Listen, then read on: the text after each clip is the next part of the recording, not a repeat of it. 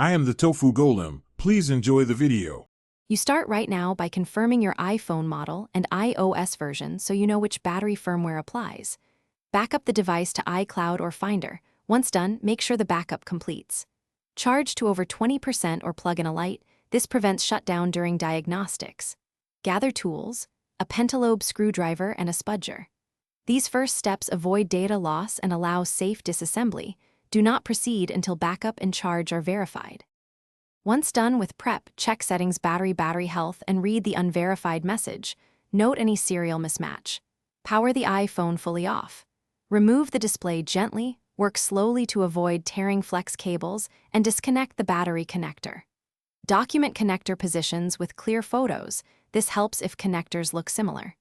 Install a genuine or correctly matched replacement battery, seat it fully, reconnect the battery and display. Then torque. After reassembly, boot the iPhone and check battery health.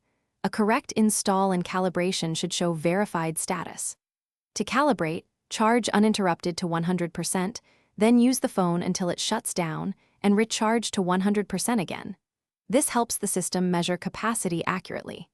If the unverified label persists, power down and recheck connectors and seating. Once connectors are confirmed, consider reflash options if you have tools, or take it to Apple-authorized service. This single troubleshooting step resolves most recognition errors.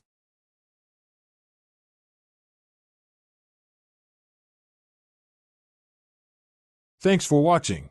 Consider subscribing if we helped you today.